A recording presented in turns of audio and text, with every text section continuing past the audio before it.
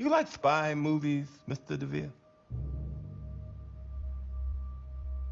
Nowadays, they're all a little serious for my taste. The old ones. Marvelous. Give me a far-fetched theatrical plot any day. The old Bond movies. Oh, man. Oh, when I was a kid, that was my dream job. Gentleman spy. I always felt the old Bond films were only as good as the villain. As a child, I rather fancied a future as a colorful megalomaniac. What a shame we both had to grow up. Okay, Chris, thank you very, very much for joining me. Would you like to introduce yourself? Oh, thanks, Thomas. Hello, everyone. Hello, everyone that is listening.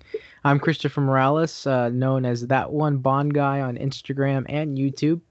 And I'm just wanted to say how much of an honor it is to be on the podcast. Thanks for inviting me, Thomas. Well, thank you very much. It's a great pleasure to have you on. And last time I was talking to the English Chris, and I believe you interviewed the English Chris yourself recently as well.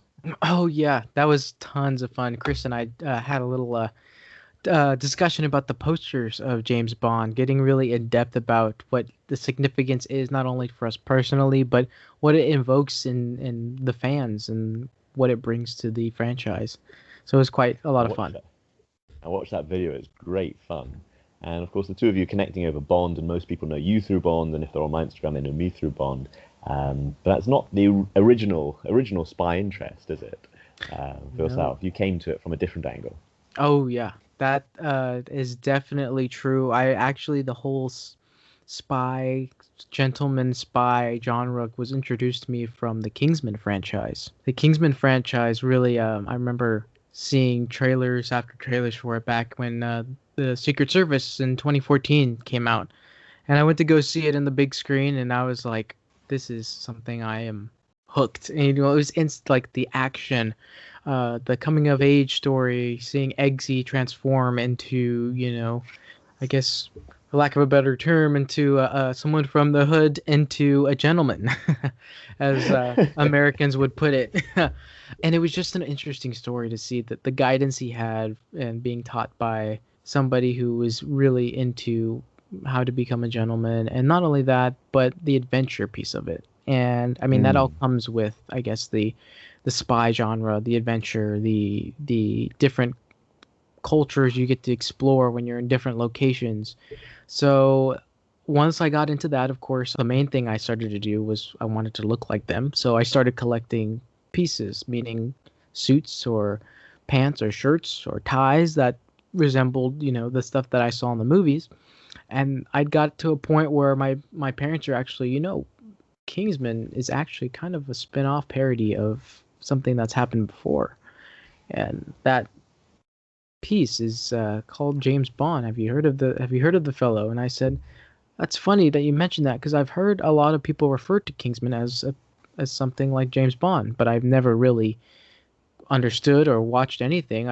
Maybe he was the beginnings of the spy era and stuff. So I did my research, and I just saw that there was movies that started in 1962, and then there was books by a gentleman named Ian Fleming, and the rest was history. And I kind of just went from there. I started from Dr. No, and I watched it all the way up to Spectre, and that's how it's been ever since. Oh wow! Did you watch them all in chronological order?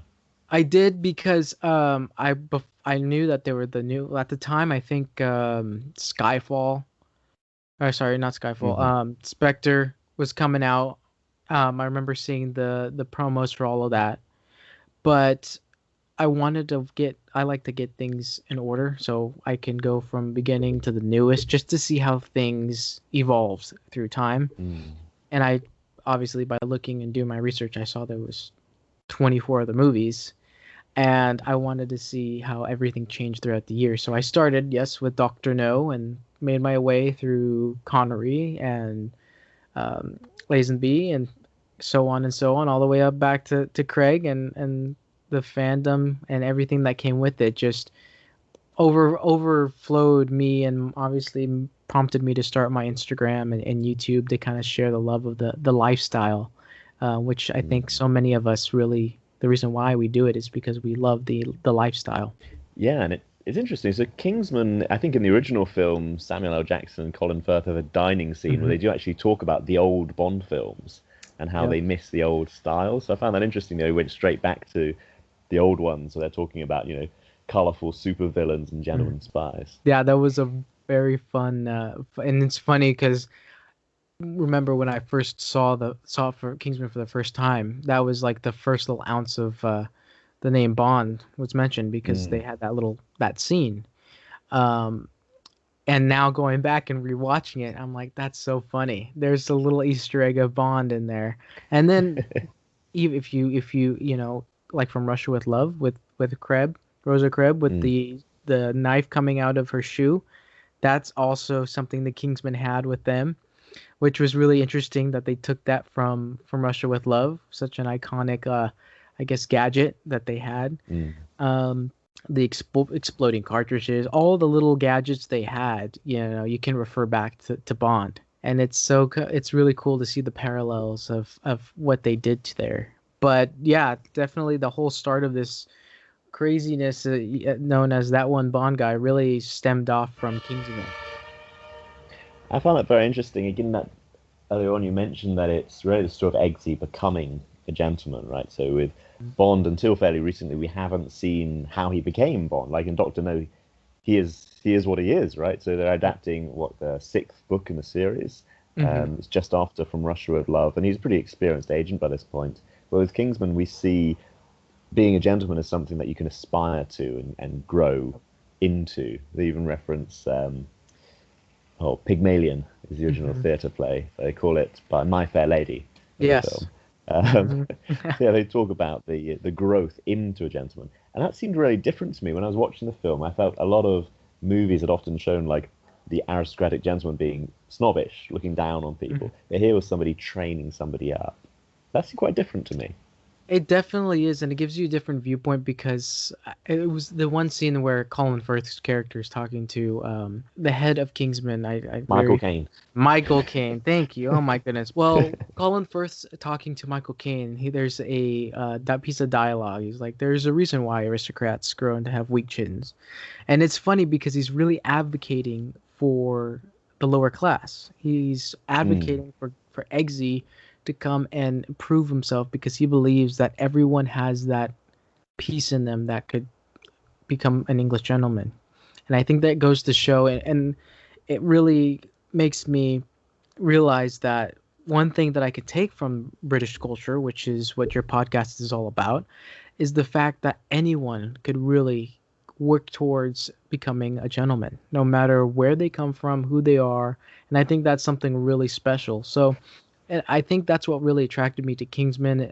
Also, aside from the dressing and the action and the weapons and the gadgets of what all spy genre and spy movies consist of, is the underlying message of anyone can be a gentleman, and anyone, if they're willing to work hard, they can achieve their goals and adapt and learn. Powerful message, isn't it? Definitely. I loved it. I absolutely loved it when I first saw it. And it wasn't your first exposure to English culture, was it? You've been looking at a lot of English TV shows and so on for a long time, right? Oh yes, and we can go way back because I remember watching a rather famous children's show and read all the short stories of Thomas the Tank Engine, which had its origins in England. And I remember read the books and then collecting all the toys, of course, and making up my own adventures, and then watching the TV show. And I believe even Pierce Brosnan did the narration at one point. And so that's kind of a funny thinking about it way back then. Bond even had an influence in my life at a young age, and I had no idea about it. I've spent many years narrating these stories to my own children, and I have 5 children. So I'm fairly versed in the character of Thomas. But telling bedtime stories and then actually performing it in a studio are 2 different techniques, really. Thomas was now halfway across the bridge. The sound of the falling rocks was louder and louder. The bridge had started to shudder and shake. Thomas didn't like it at all, but he wanted to get to the other side.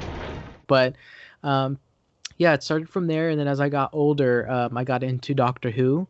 Doctor Who was really really cool when I got into it, just because of the whole, because I was a Star Wars fan also, so of course the space and time and the sci-fi era, that really, spoke to me. That was really cool. The whole idea of somebody, transforming into another and getting another life and meeting all these people. It was really really cool. So I got hooked onto that, and of course, Doctor Who, at least with the new series, with the Christopher Eccleston, the David Tennant, and the Matt Smith era, they really showed, England and when at current times or in the future or in the past. So I learned a lot of history, which is something else I'm quite fond of, is history.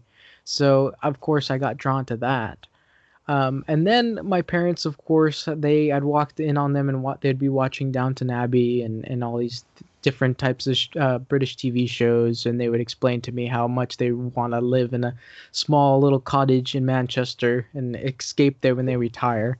So that was always, a part of my life, which, thinking about it, I mean, British culture, I think mostly through the media, has always been in my life in a certain way. I always find it interesting. So obviously I live in China, and most Chinese people that I talk to have never left China. They often have a very clear idea about the UK, and often it's through Downton Abbey and TV shows like that. It was hugely popular here. I've only seen one episode myself, but I remember spotting what I think Samantha Bond playing the character that she normally plays, a bit like Miss Moneypenny in the films, and a few other kind of Bond alumni all playing their standard roles that I recognise them from other period dramas. I think Julian Fellows, who we see in Tomorrow Never Dies, and so on. Oh, wow. Interesting. Yeah, I think media plays a huge role on what people assume a place is like. I know for me, when I think of England, I mean, I think of, well, like I said, I love history. So when I think of England, I think of the old architecture that has been there for many, many years, centuries. The history of how, the monarchy was and how it came to be, and then how it is transformed into somewhat of the democracy it is today, and parliament and all that kind of stuff.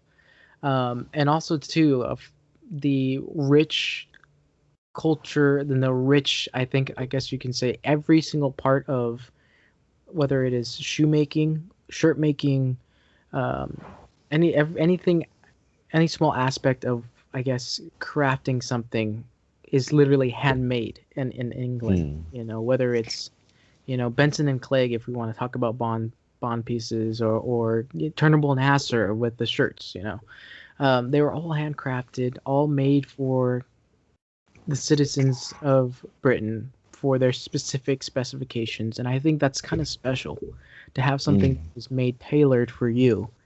That brings something a little bit more than just going to Macy's or Target or someplace and buying something off the rack, So that's kind of what I associate England is a place where you can go, and it's a place where you can find yourself, and they create and craft something that is meant for you.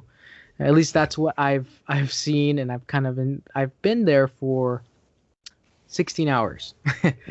Went on a layover with my father before COVID-19, and we did everything we could. We tried to hit all the touristy spots and stuff. But there's also a great sense of community, I think, when it's there, because you have a lot of I saw the farmers markets where everything was out and about. Everyone was eating their meals outside, and a lot different from the fast-paced life of America here. It's a grab and go pretty much here in the U.S. But it's a different pace over there, and I think it's a little bit more genuine human connection, I think. I found that really interesting. Again, when you learn about a culture from the media and then you encounter it, right? So for me, it's the other way around going to California. I've seen California in countless movies, but particularly A View to a Kill. So for me, going to California for the first time, I've seen it my whole life. But then to encounter it is quite interesting. What seems to be confirmed and what may be a little different, what extra you get. For me, Denny's is the best thing ever. Yes. I've never seen that in any TV show. Complete revelation. Oh my goodness, yes. There's definitely, it's so funny. A lot of another big one too. A lot of people I talk to from the UK ask about is In-N-Out burgers. People are Yeah. like, oh my god, that's the best thing in the world. I gotta agree. I love In-N-Out. It's if I have to go get a good burger, In-N-Out is the place to be. But yes, we're known on the West Coast to have In-N-Out, and a lot of people associate California with just strictly In-N-Out, um, which is funny because not until recently, In-N-Out was actually a SoCal thing, I believe. It was a kind of a surf city, by the coast type of thing, and then we finally started to branch out. So whenever I say I'm from Sacramento, California, like, oh my gosh, In-N-Out, right? And I'm like, yeah, but not until recently. So it's so funny that people You'd just have more associate. Chick-fil-A, is that right? Yeah, we're a bit more Chick-fil-A, yeah. A bit more Chick-fil-A. Um, what else do we have out here? Obviously the big ones like Burger King and McDonald's, obviously, but mainly, yeah, In-N-Out and Chick-fil-A are a lot of the, like, my father comes with stories all the time from people on his trips because he's a flight attendant for the airlines, and he does trips from California to the UK. I think there was one time he was coming back to California, and one of his passengers kept saying, "Oh, I can't wait! The first thing I'm gonna do is get an In-N-Out burger." Like that was the thing they had to do, and it's so funny because I'm so used to it here, and like, I mean, it's kind of just crazy to see the difference and what people get excited for when they come here, and it's very interesting and very cool to see. A lot of people going to the UK are very excited to see red telephone boxes, which again for me is Yeah, right. part of the landscape. Or a There's blue only one police city. box. Oh, I went to this. They're now in police museums and so on. So yeah, I've had my photo taken with a blue police telephone box. Nice. Because again, I was living abroad, so one of my ways to keep in touch with the UK was actually through watching the Christopher Eccleston Doctor Who's and things like that when they first came out. But yeah, I remember going to the city of Kingston upon Hull, generally just known as Hull, and all the telephone boxes there are white. They're developed by a different company, so they had to paint them white. And I remember the shock of it. It felt like going abroad. Right. Yeah. That's funny. I mean, I think that's from the American standpoint, that's one of the main things you have to do, or take a picture or take a ride on the double-decker bus. Those are things that I think are kind of almost mandatory and stereotypical to do when you head to London, just because, again, I think it's seen so much on media, movies and television. It's like implanted into our minds. That's the main thing. But there's so much more to that to go visit. There's, again, like for me, it's the shops, like whether it's floors, excuse me, or down in Savile Row, the history there. It's just all these little tiny spots that aren't portrayed so much in the main media that are kind of like hidden things that you didn't know about. And again, too, for me, the people there's so much differences from, of course, the American crowd over here, and then the people in London and England. They were so welcoming. When I told them I was from California, they got all excited, and it was such a welcoming atmosphere, I think. And I love that because there's so many, like, all I can think of is the fact that here in America it's always go go go. It's always fast pace. People, as much as we try to, I think we've just developed just a fast mindset, like to do as much as we can at a quick pace, but efficiently. And I've noticed when you go to London, there's such a different atmosphere there. You feel, again, going back to handcrafted things that are created for you, the individual. They really tailor themselves to you, and it's really, really, really neat. And it's something that I almost want to make a home or get something or move there, to visit once a year, because through the Bond community and other things, I've created a lot of great lifelong friends, and I'd love to meet them and just experience everything together. So that's kind of, I know we're talking about the British culture for me, and from my standpoint, that's kind of, I guess, a big idea of what I see it as, and what I, at least through my short experience in person and then my lifelong experience through the media. So, Yes. Thank you very much for sharing that insight. I do think that's a good, big view of the UK. Thank you very much. And I'm sure when you visit the UK, you know we've got many, many friends there who'll be very happy to welcome you. oh yes, I can't wait. And I mean, I think, as you know, I was actually going to study abroad and live there for a month as well. But I mean, COVID-19 put a stop to it. But I think it happened for a reason, because if I would have went there then, I wouldn't have known half the people or half of my friends that I know now. So it's kind of a blessing to know that when I get there, I'm not gonna be alone. I'm gonna have Pete Brooker, or somebody, AJ Chowdhury. Shout outs to him, who wrote that amazing Bond book. He When I told him about studying there, he was saying, let me know as soon as you land. I'll create an itinerary so I can show you all these spots. I'll give you a good tour. And that really, really meant a lot to me, to know that somebody was going to take time out of their day to show me, whether it's Bond related or not, just these really cool places and give me a little tour. So having the friends there now is so much more exciting and so much more to look forward to when I do go back. That is a wonderful, wonderful thing. Yes. I have a question for you. I'm kind of curious about, because I know you're a teacher there. What is the most interesting, I guess, comment or question that you've gotten about British culture from some of your students? I think, to be honest, a lot of my students found it hard to differentiate between British culture and American culture, or even French, German, or others. So for them, there's Chinese culture, which is special, and there can be limited access to information from what's outside China. So they often have the perception that anything outside China is very, very dangerous. And if I mention what is typically British, if I mention James Bond, they might think he's American. They can't differentiate between. So I'd say as much as many of us know about Chinese culture, they know about British culture. Wow. There's not a lot of common ground, which can make it very, very interesting.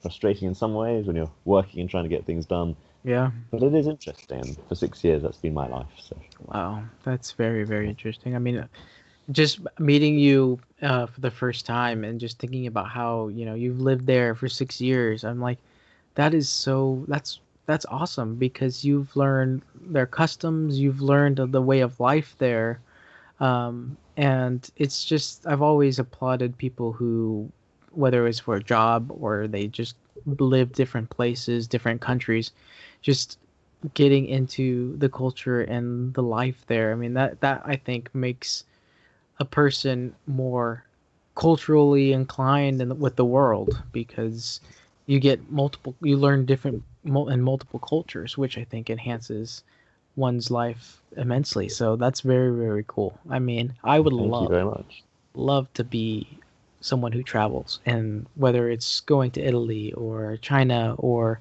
the UK, and just living there for a year or two and just engulfing the different cultures. I think that's not only very bondish, but also just very fulfilling as a human in general, because I think we all need to understand that we are all, one person, and we all have different cultures, but at the end of the day, we're all there to support each other. And I think once you experience that, all the the stereotypes and the crazy things will go away, because everyone will understand. So that's very, very, very neat, and I applaud you for going out there. Not only that, but being a teacher. Teachers are amazing, so thank you for doing that. Well, thank you very much. I appreciate that, and yeah, I mean, I was talking to Kane recently. I'm sure he won't mind me saying that something we both agreed on is that the reason we're both interested in British culture and teach it is because we're not in it. So we're both insiders of British culture, but also outside, and kind of having to think for the first time, well, what is it? We counter something that isn't it, and so now we're thinking about it. And I remember the British Chris was also suggesting that it was when he went to university and he met people who are not from the UK that suddenly he thought, oh, what is Britishness? So I think sharing together some culture can really make you think more about your own culture. It's a question that you got to go back and think about the history. I think, again, I said I love history, and I think when it comes down to what is a certain culture, I think you got to go back to the history.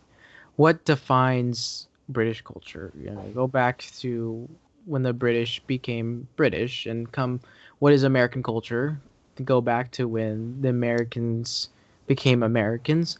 And I guess the great thing is that I guess you can kind of have your own viewpoint of what it is. There isn't a set standard. I think it depends on where your viewpoint and the history and how you view that history. So it's all very interesting, which is something I really have been looking forward to each of your episodes, because it kind of explains to me a little bit more what is British culture, and I think it's a very cool view and angle that you're doing.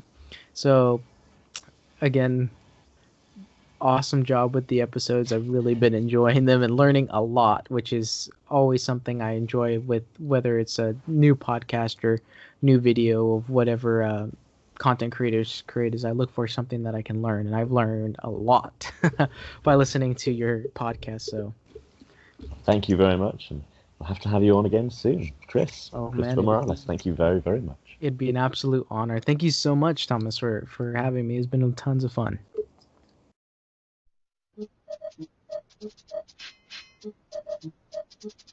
Y'all act like you never seen a white person before. Jaws all on the floor like Pam, like Tommy just burst in the door. We started whooping her ass worse than before. They first were divorced, throwing her over furniture. Now it's over what you know about us.